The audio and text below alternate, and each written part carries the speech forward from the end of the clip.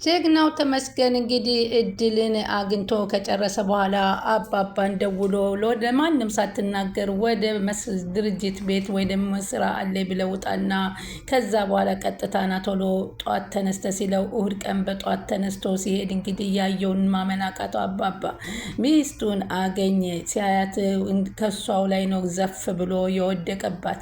ገና እድልን ሲያያት ከአስፓልቱ ወደ እሷ ለመድረስ እንኳ ሲሮጥ የነበረው ሩጫ በጣም ምን ያህል በጉጉት እንደጠበቀ የሚያስኬር ነበረ። እንግዲህ እድልን ሂዶ ሲያገኛት በፍጹም እንደማታነግረው አንተ ማን ትባላለች? ተውኔ ተመስገን እባላለሁ ብሎ ቢላትም እንዳትነካኝ ኡኡ ነው የምለው ብትለው እንኳ ኡኡ በይ እንግዲህ ህግ የሚንጣና ለአንደኛችን ይፍረድ። እኔ እኮ አዳምጨኝ ስሚ ነው ያልኩሽ እንጂ ሌላ ነገር አላልኩሽም በማለት ነው። ስለዚህ ምንድን ነበር የምትነግረኝ ብላ ስትጠይቀው ይኸውልህ ይቺ የምትፈልጊያት ሴትዮና አንቺ የምትንከባከቢያት ሴትዮ ባል አላት። ስለዚህ ባሏ እየፈለጋት ስለሆነ ለማገናኘት ነው። አንቺ እንዲገናኙ አትፈልጊም እንዴ በማለት ሲጠይቃት አዎ እንዲገናኙ አልፈልግም፣ ምክንያቱም እኔ ቤተሰቦቼ ሁሉም የሉ፣ እሷ ናት አንድ ቤተሰብ ሆናኝ አብራኝ የምትኖረው። የእሷ ቤተሰቦች ተገኙ ማለት እኔ የት ለወርቅ ነው በማለት ነበር የነገረችው። እመኝኝ አንቺን የሚዘንሽ ነው የምንሄደው እንጂ በፍጹም አንተውሽም በማለት ቃል ገባላት። በዚህም ምክንያት እንግዲህ ልታገናኘው ሞከረች ማለት ነው። እሱም እንድታምነው ብሎ ፎቶግራፍ አውጥቶ ይሄውልሽ እናትን ባልና ሚስት እነዚህ ናቸው ስትል እሷ እንኳ ማስታወስ እኮ ችሎታ የላትም አለችው። ቢሆንም እኔም ብቻ ነው የምታስታውሰው፣ ከአደጋ በኋላ ያገኘችውን ሰው ብቻ ነው የምታስታውሰው ስትል ትነግረዋለች። ምንም ችግር የለም በማለት እኔ ማንኛችሁን ልመናችሁ በማለት አንተ ተመስገን ትላለ። መጥቶም እኮ ገንዘብ እየሰጠኝ የሚሄደው ተመስገን ነው በማለት ትናገራለች። ናቲ አጅሬ ስሙን ለካ በተመስገን አንድ መሽኪላ ቢመጣበት እንኳ አንድ ችግር ቢፈጠርበት እንኳ በተመስገን ለማማኘት ስሙን እንኳ ራሱ ናቲ ብሎ ደፍሮ አልተናገረም። ተመስገን ነኝ በማለት ነበረ የተዋወቃቸው። ከዛም እሱ ደግሞ መታወቂያውን አወጣና ይሄውልሽ እኔ ነኝ ተመስገን ታያለሽ ፎቶዬንና ስሜን ብሎ ያረጋግጥላታል። ስለዚህ በጣም አመነችው። አሁን እባክህ እኔ ምን እንደመሆነ እኮ አላቅም ስትለው ችግር የለውም አንቺ ከእሷ ጋር አገናኝ፣ እነሱን ማገናኘትና ጥሩ ስራ መስራት ይሻልሻል በማለት ይነግራታል። ትሁት ደግሞ በፉክክር ለእሱ ልታገባ መደገሷ ናቲ ለማግባት መደገሷ በጣም እያሳዘነው ይገኛል። እሱ ግን ተመስገን ግን ቆርጦለታል ማለት ነው። ስልክ አንስቶ አባዬ ሲደውል ወደ ማን ነው የምትደውለው? ወደ ተመስገን። አተወውም እንደሱን ሰውዬ አትምከሪኝ፣ እኔ ማንም እንዲመክረኝ አልፈልግም፣ ከዚህ በኋላ የራስሽን ምክር መመከር አለብሽ ሲል ይነግራታል። አባዬ እኔ አንተን ልረዳህ አልችልም ወይ ስትለው በቃ አትርጅኝ፣ የራስሽን ህይወት ተመሪ በማለት ነበረ የነገራት። እሷም እንዴ አባዬ ምን ሆነህ ነው? የማይሆን ነገር ነው። ስለምንድን ነው ወሬ የምታወሪው? አየኋት አላልኩኝ? አገኘኋት አላልሽኝም? አምጫት አልኩሽ እኮ፣ ውሰጅኝ አልኩሽ እኮ። እሺ አባዬ ትንሽ ጊዜ ጠብቀኝ አለች። እሺ ትሁት ጠብቅሻለሁ አለ። በዚህ መካከል ቡና አፍልታ ተመስገን ቁጭ ባለበት ናቲ ይመጣል። ናቲ ሲመጣ እንግዲህ ቡና ናጠጣ ተብሎ ነው የተጠራው። እሷ ና ቡና እያፈላሁ ነው ና ቶሎ ብላ ስትጠራው፣ ተመስገን ደግሞ ከእሱ ጋር ሆኖ ቡና መጠጣት ስለማይፈልግ አንተ ቡና ስለምትወጂ ነው ቡና ስታፈይ የደረስኩት እያለ ሲል ከዛ ስራ አለህ እንዴ አለችው። አይ እሁድ የሚሄዱ ሽማግሌዎችን እየጠየቅኩ ነበረ አለ። 2 ማንኪያ ስኳር አድርገሽ ስጭኝ አባዬ፣ በቃ እኔ ልሄድ ብሎ ተመስገን ተነስቶ ቡና አጠጣም አሉት። አይ አልጠጣም ይቅርብኝ በማለት ባይሆን ውጭ ካለው ካፌ እንድንገናኝ በማለት ቀጠሮ ሰጥቶ ይወጣል። ኧረ ግድ የለህም ቡናውን ጠጣ ቢባል በፍጹም ትሁት ያፈላችውን ቡና እንደማይጠጣ ተናግሮ ሲወጣ አባባን ብድግ ብለው ከተመስገንን ተከትለውት ይወጣሉ። እንግዲህ እሁድ የእሱ ሽምግልና የሚላኩ ቀንና የአባባ ሚስት የሚገናኙበት ቀን አንድ ቀን መሆኑ የሚገርም ነገር ነው። እሳቸውም እንዴት በእሁድ ተነስቶ ይሄዳል እያለ እሱም ተጠራጥሮ ነበረ። ተመስገንም አባባን እንግዲህ ከውጭ ጠበቀና ስማ አለው። ምን ነው ልጄ ለምን ጥለህ ወጣህ ልጄ አሉት። እሷን እንዴ ድባቡ ስላልተመቼ ነው አባዬ ይቅርታ። እንዴት ትታቸው ትወጣለህ? ቤቱ እኮ የኔ ነው አሉ አባባ። በል ገብቼ ትንሽ ቡና ብስኒ ጠጥቼ ልውጣ ጠብቀኝ በማለት ይናገራሉ። እሺ ብሎ እሱም እየጠበቃቸው እያለ አባባም ቡናቸውን ጠጥተው ወጡ።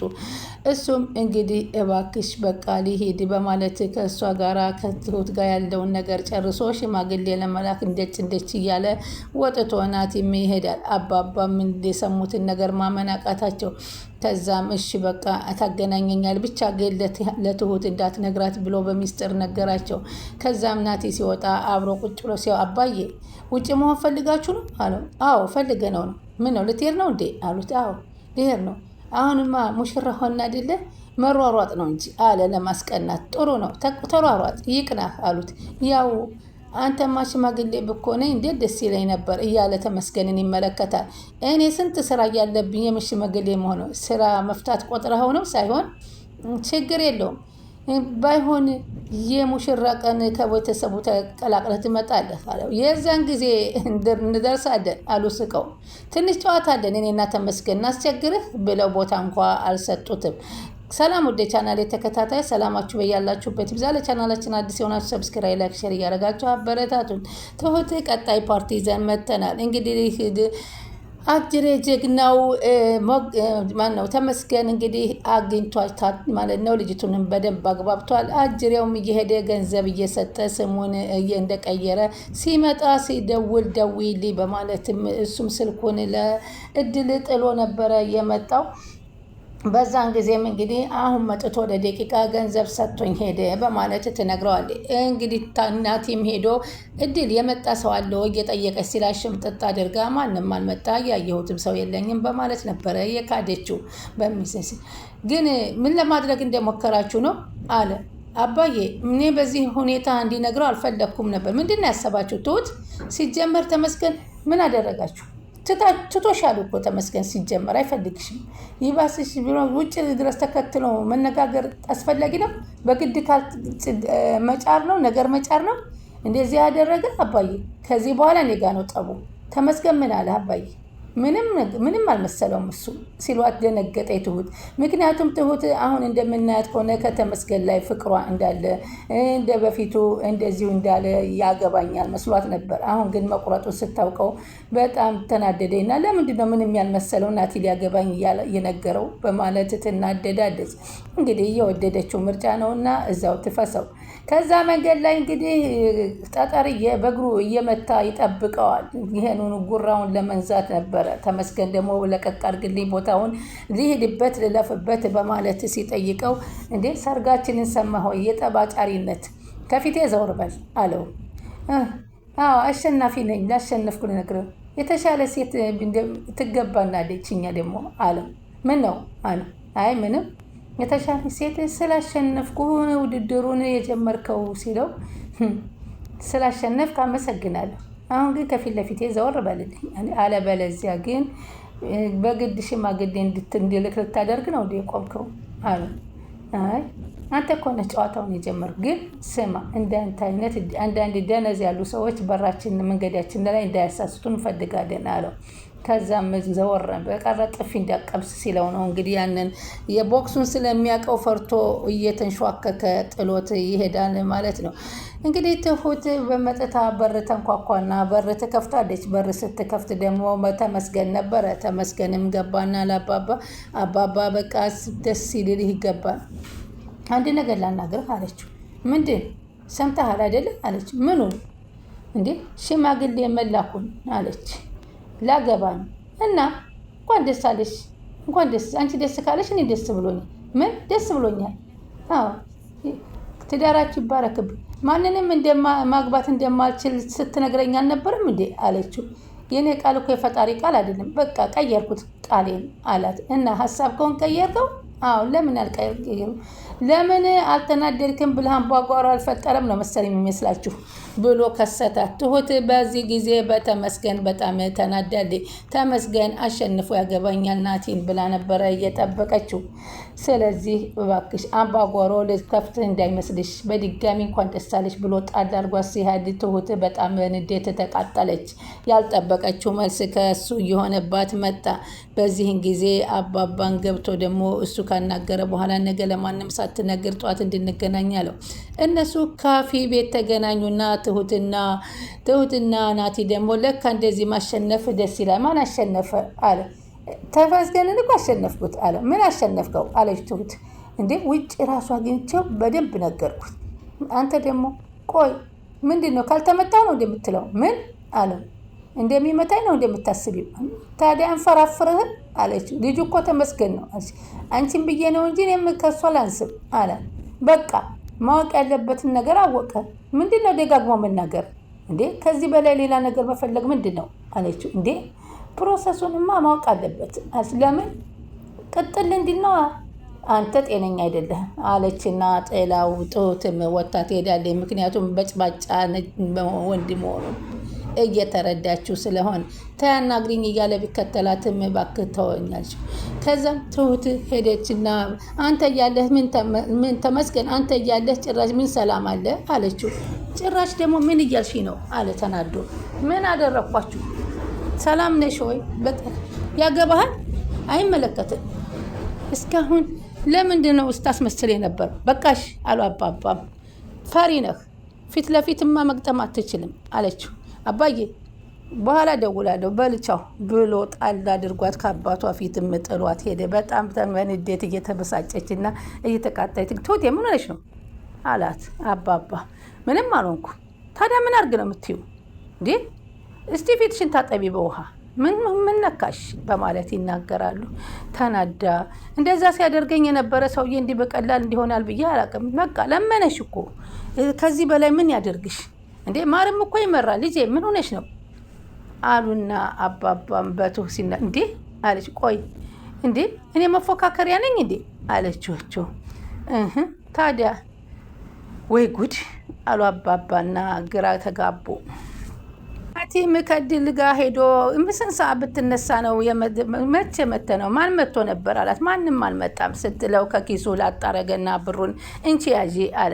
ጠብቀህንም ብር ሰተህንም ይሆናል አለችው። አዎ ጥሩነት ለራስ ነው፣ ደግነት ለራስ አለ። በቃ አመሰግናለሁ። እንዴት ናት ማዘር? ደህና ናት? የሚያስፈልጋችሁ ነገር አለ አለ። ምንም አያስፈልገንም ደህና ናት አለችው። እሺ በቃ በይ ልሂድ አለና ብሯን እሷም ላጣ አድርጋ ብሯን ተቀበለችና አቶ ተመስገንን ሸኘችው። ወዲያው ዘወር ብላ ስልኳን ደውላ ለተመስገን ናቲ መጥቶ እንደሄደ ነገረችው። አሁን እሱም እየሮጠ እየበረረ ደግሞ ሌላ ታሪክ እንዳያበላሽበት ስለፈለገ ይሄዳል። ይህን ሁሉ እድሜን የበላ ሰው በጣም መከራዬን እያሳየ ሰው እኔ ላገባ ነው ስሉ ምንም አልመሰለው። አባባ አለቻቸው ለአባዬ። አባዬ ግን ከፊትሽ ያለውን ነገር የሚያስደስትሽ ከሆነ ቀጥይ። መከፋት እኮ አይደለም መረበሽም የለብሽ። በቃ ሄደ ጠቅሎ ተወሽ እኮ በሰላም ሁላችሁም ወደ የምትፈልጉት ሄዱ። አዎ ልክ ነህ አባዬ። ወይ ደግሞ ደግመሽ ልብሽን ቸክ አድርጊ አሏት። ምንም ቸክ አላረግም። ካላረግሽ ታዲያ ዝም በይ። እሱም መቼም ልወዱ አልችልም አለ ስታስመስል። በቃ እኔ ስራ አለብኝ በማለት አባዬ ተነስተው ሚስታቸውን ለማግኘት ለትሁትም ሳይነግሯት ሚስጥር አድርገው በመሄዳቸው ነው አባባና ሚስታቸው ጋር የተገናኙት። ትሁት እንዳለችው ብትሰማ ኑሮ ለናቲ ነግረዋ ታበላሽባቸው ነበር። ተመስገን ቀድሞ ሄዶ ጠበቃት። እንደነሽ እድል ደህና ነሽ? እንደዚህ በፍጥነት ደረስክ አለችው። አዎ ቅርብ መሆን አለበት ቤታችሁ። ማዘርስ አለች አለ። ጥሩ አሁን አባዬ እስከሚመጣ አንቺና እኔ እንጫወት እንችላለን አለች እድል። ከስምሽ ይጀመር? አዎ እድል እባላለሁ አለች።